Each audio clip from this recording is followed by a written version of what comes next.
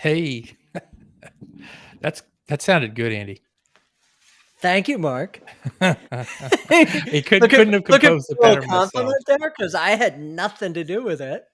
Neither did I, as far as creating it. But hey, we're back. It's great to be back. Welcome, everybody. I'm so glad you're joining us here. It's 4:30 in the Eastern Time Zone, and it is Tuesday, November 15th. We're back for our second session. We're doing this twice a month, at least to start. Our last session, Andy and I focused on where to start. It was our first session, it was our first episode of Sounds of Science Live. We were just starting, and we both have had experience working with scientists, researchers, executives, engineers, and the like. And excuse me, have seen the challenges of trying to figure out, where do you start a presentation? Where do you start a high stakes conversation? And we talked a lot about that. And I think, Andy, we have that video recorded somewhere, maybe Yeah, it's on both our profile pages, so LinkedIn people can profiles. can go back through profiles. It's also on Sounds of Science Live, which is now a LinkedIn company site. Yes, right. Absolutely. So you can find it there too.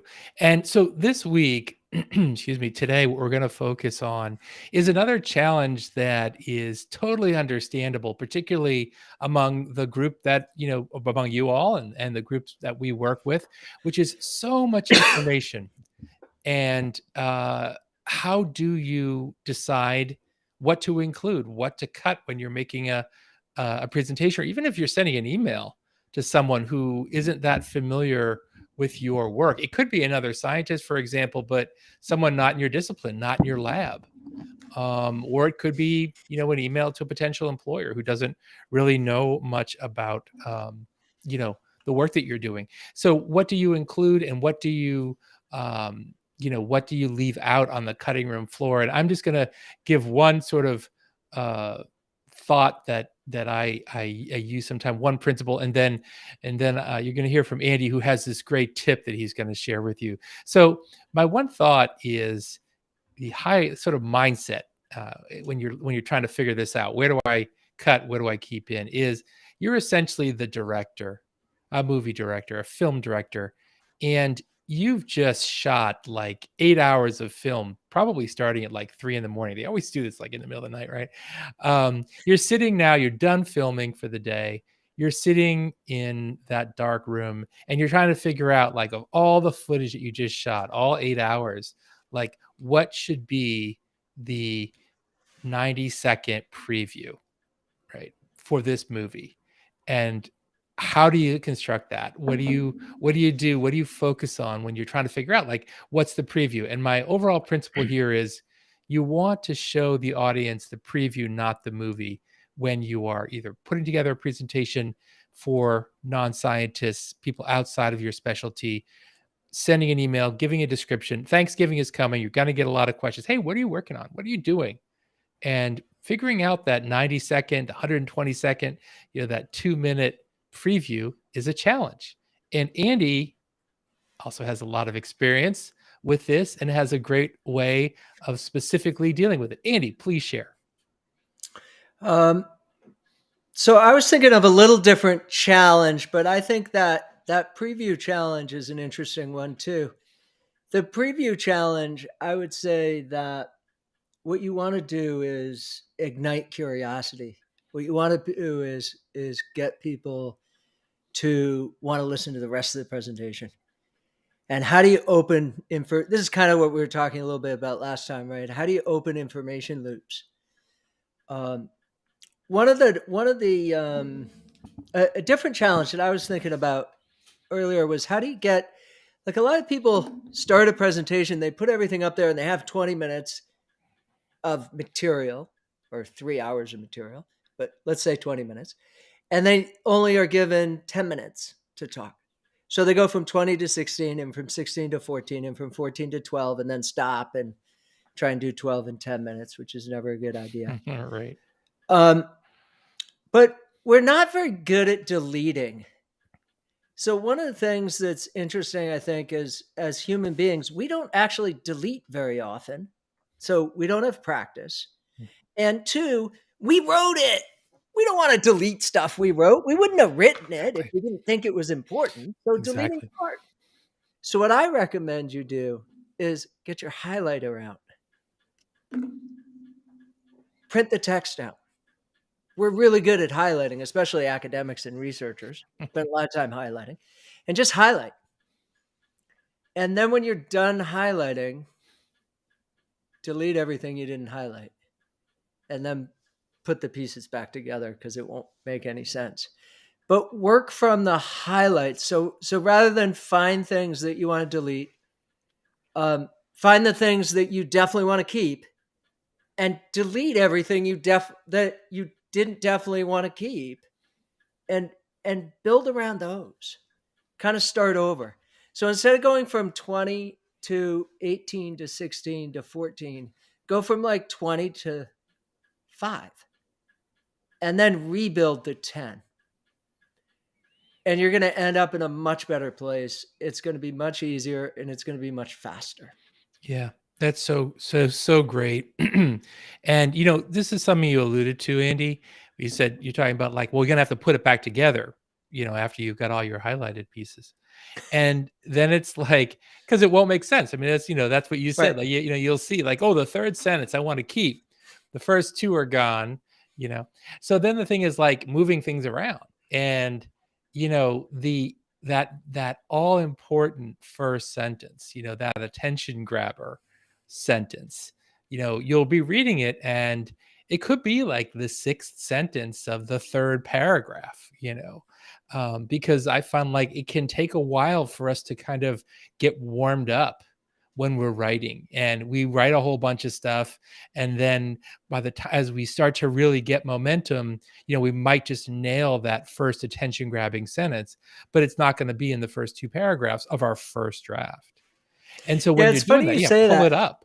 My last thing I just say there is like, so then like as you're reading those highlighted pieces, like there will probably be one sentence or point that just like grabs you and like, oh, yep, that's really what I mean. Well, grab it and make it first, at least to start as you go through that next draft. Yeah. And Yes. so a different strategy, um, and it's kind of parallel to something we were talking about last time in this, like, where do you start? Is what is the thing that you really want people to know? So again, you have that 20-minute presentation, and you've written a lot of background because as Mark just said a moment ago, I love that idea. We actually warm up when we're writing. So that first draft, the opening paragraph is us actually talking to ourselves, warming up, and that's why a lot of times it's the third sentence of the second or third paragraph that we finally get to where we wanted to start, because we need a warm up too. Um, but if you go to some of those bits, and instead of building from the outside in, you build from the inside out. So a lot of times we build our presentations, we build our ideas from the outside in. We start with background. We start with like the big picture, and then we kind of finally get to where we want. But Yeah. we have all this stuff that we thought might be important. And if you invert the process and you start with the thing that you most want to talk about, and then you actually write backwards or build backwards, and you're much less likely to put something in that you don't need because you weren't quite sure where you were going anyway the first time you started. I remember one of my writing professors in university said, it's great to write the introduction before you write the paper, but you have to remember it's the introduction to the paper you thought you were going to write. And then you wrote the paper. So now you have to write the introduction to the paper you actually wrote. Yeah. And the thing that we're also, Andy and I are talking about here, like, we just said, Andy just said, so it sort of feels like almost backwards in a sense, like you're writing from the inside out.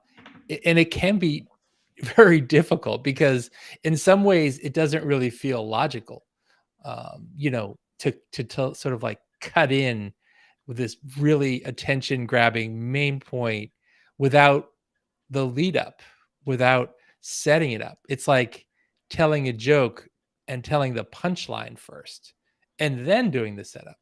But the very fact that it doesn't feel right because you feel like, is there enough information for the reader or the listener to actually have at this point before I drop on them this big point?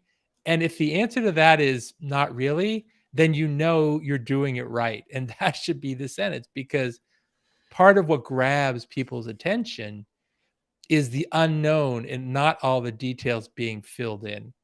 And Andy and I have talked a lot about this. Like, we don't, as humans, we don't like this open loop.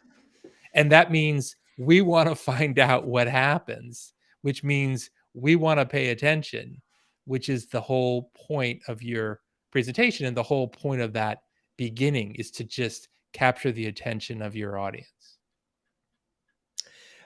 One of the things I wanted to ask you, Mark, is do you have any kind of hard parameters? So I have two hard parameters I can think of Yeah, go for that. in terms of how far to cut and what kinds of chunks. But maybe I'll let you go first because maybe you'll get one of maybe one of them will be the same.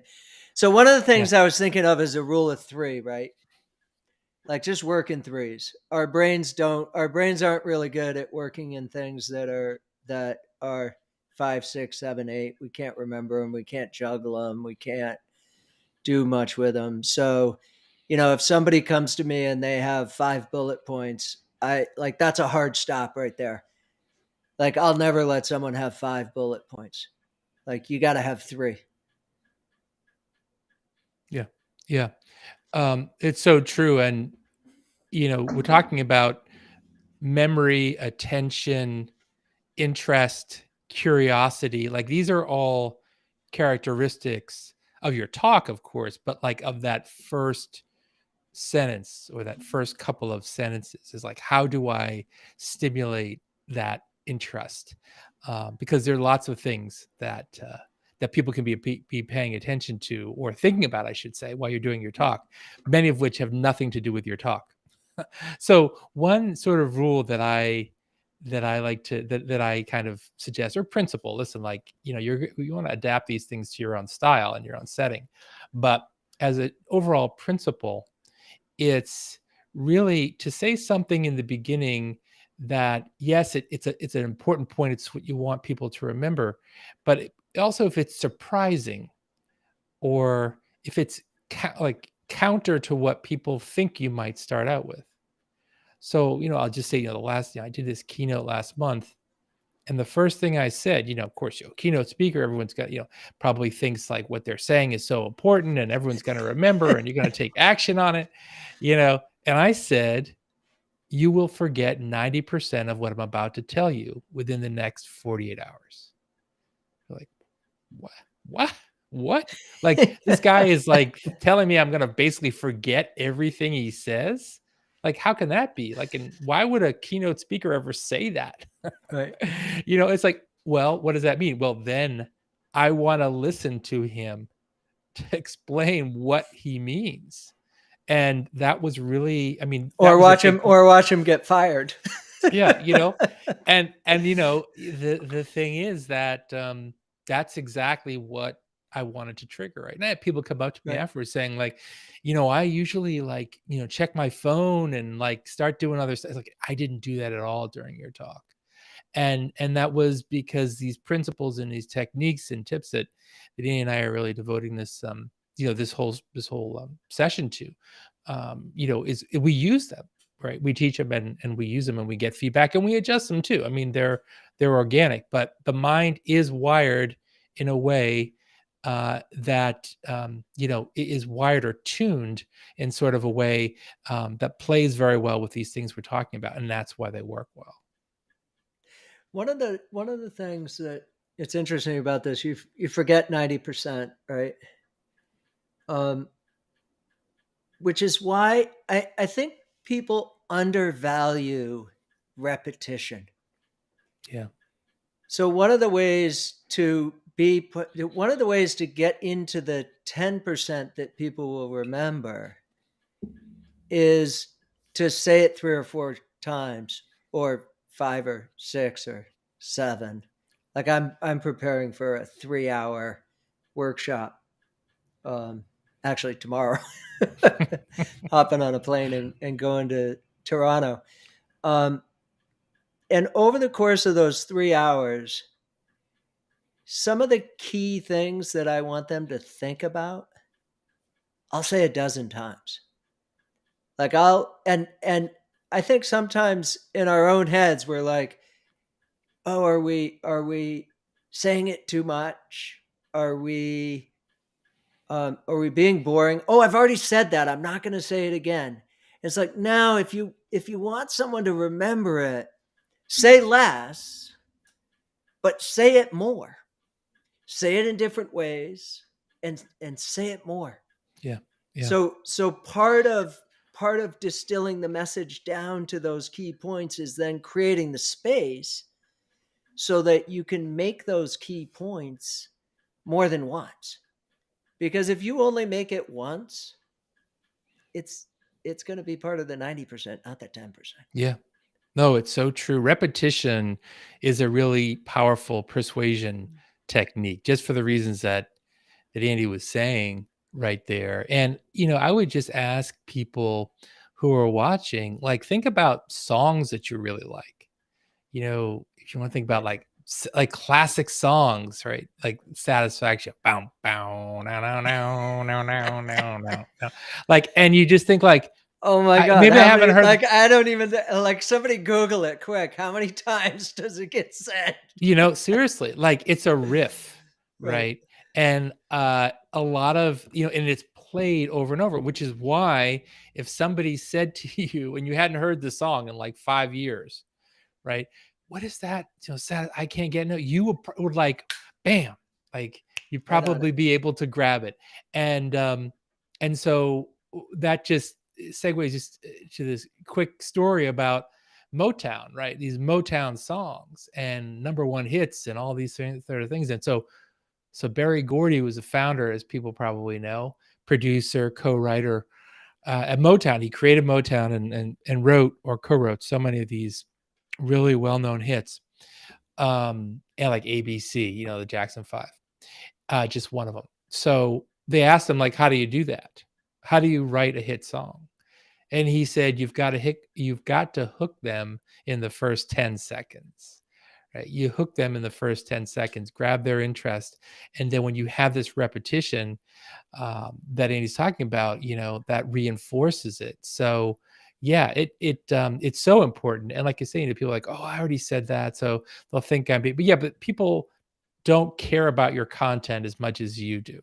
Right. Which is one of the reasons why it's hard to cut. So by using some of these principles and also being repetitive, you're signaling to your listener or to your reader that no, this is really important. I'm going to make it easy for you to grab this takeaway because I'm going to repeat it a few times. And in different ways, and come at it and refer back to it later. Yeah. As I do, as I think about my own working with people, I'm constantly like, that thing we were talking about half an hour ago comes back again. And it's different because it's 3 hours. But even in 5 minutes, or 7 or 8 minutes, those things that you want people to remember, that result that you got that was surprising or unexpected, that you told people in the beginning because now they want to know how you did it, and whether or not you were right. And then you tell people again. And maybe the first time you tell people, you show them an image. And the second time you tell people, you show them the math behind the image. And the third time you tell people, you show them the graph Yeah. of the result. Because as researchers, as scientists, you have You have different ways you can display the result visually, and different ways you can talk about the same result.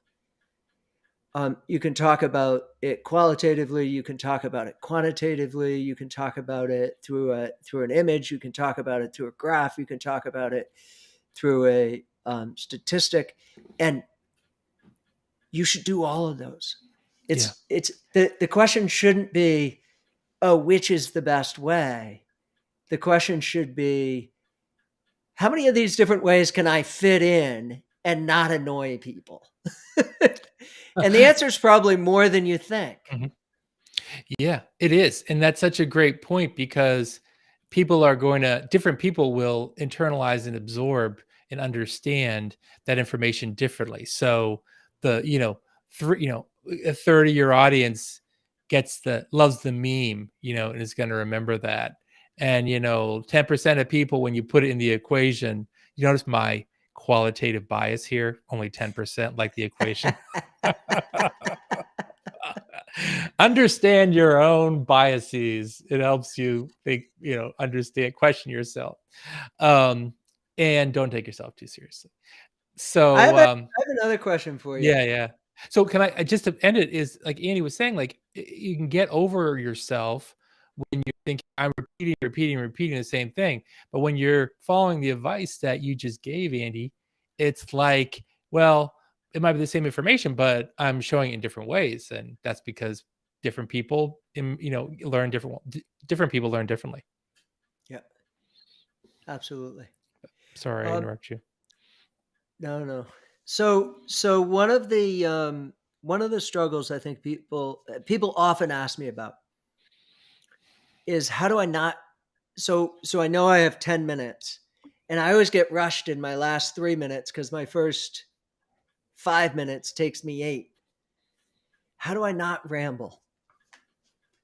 What's a good non rambling strategy? So I got everything down, but then when I tried to deliver it, I got behind. How do we stay in the time constraints that we set for ourselves? Yeah. That's a challenge, particularly since, say, your third point really resonates with your audience. And if you're not asking that people hold their questions to the end, you could get a lot of questions and comments on your third point, which is very good because it means your audience is interested in what you're talking about and they want to engage with you. So, but that can, of course, set you behind as well. Um, if let's just take that variable out of the equation. It's not necessary, that you memorize verbatim what you're going to say, but usually the strategy I have is like, I have the slides which have very little information on them as far as writing. They're the memes, they're the principles show the preview, not the movie, things like that. They're movies and, showing different ways of conveying the information, show video clips, for example. But then I usually try to have, like on the podium, but I move around. So sometimes it's a bit challenging. But the idea is just like, can you have that roadmap, those bullet points on one sheet of paper somewhere, even if you have it on a note card and you kind of look down as you're moving around. I don't usually like to do that. I put it on the podium, and then as I'm walking past, I might glance at it. But it is a challenge, and I think maybe the short answer, and maybe not a cop out, but like practice. Practicing and Yep. timing yourself. You have a little bit of a sense of how long things are going to take. I know, just for example, when I do like a presentation, 20 slides for me is usually like exactly an hour, right at an hour. So as you do this more frequently, then you build in your own kind of, say, tendencies when it comes to that. But Yep. it's a really good question. It's not easy. One of the I said I had a couple of hard rules. One hard rule is this kind of three. Mhm. I have another hard rule. Um, you need to be able to finish your presentation. You need to be able to comfortably speak through your entire presentation in 20% less time than you have. So as I'm working with people, I'm like, I want 20% for pauses. I want 20% for something going wrong. I want 20% for somebody asking a question. Yeah. I don't, if you have a 10-minute presentation and you can't do it in 8 minutes, then it's too fast. You don't have enough room for the kind of organic, like Mark a second ago was talking about, that kind of organic, okay, what potentially happened? Like somebody gets interested, so you want to riff off on a point because people are nodding and it needs to be explored further. You need room for that. And I call it the expression I use is let it breathe. These are really good. So take your 10-minute presentation. You can do it in 8 minutes at a comfortable pace. You can do it in 8 minutes at just moving right along. And then you take 10 minutes to deliver it. And then you get some interaction, then you get some engagement, then you get, and when I say interaction and engagement, I'm not necessarily talking about questions. I'm talking about letting people think. I'm like, so often you hear speakers who are, imagine if, and then as soon as they finish a sentence, they start the next one. And you're like, wait a minute, you just told me to imagine something. And now or, think about this for a second. And then and there's no second there. And really, if you say, think about this for a second, I want you to think about this for a second. You actually got to give people 5 seconds. Like, think about this for a second does not mean 1 second. And most speakers step right on themselves. They say, think about this for a second. And half a second later, they keep talking. And there needs to be a giant pause there. Yeah. Yeah, it's so true. I want to, as we're getting close to the end of our session today, I want to mention one other technique that you can think about too. As far as when do you cut? If you are talking about how you did something, you're spending a lot of time on process steps, then that is a very good candidate for the cutting room floor. Talking about how you did something while it makes a lot of sense and it's a human reflex and we all do it sometimes because it's our thing and I had to go through this and I did all this. Now I understand there are certain formats, kind of we're talking about outside of academia or within academia, but to non-scientists. I know there's a whole method section, right? How you did it. And that's important, but not if you're talking to general audiences. It's not nearly as important because they don't have a frame of reference for a lot of the things that you're going to talk about when you reference how. And the truth is they want results. They want to know how it affects them, not how you did something and all the interim steps that it took to get there. So when you think about where to cut, that's a prime candidate. Yeah, I would concur with that. The only thing I would add is, even within academia, if you look around the room as people start talking about methodology, a lot of people checking their cell phones. Yeah. My methodology check for people is always only enough to develop some credibility, only enough to establish some rigor. So it's not about the journal article menu, which is exhaustive. It's just about one line that is particularly rigorous. So you used a tool that's calibrated to a higher level than other people. You control temperature to a tighter window than other people.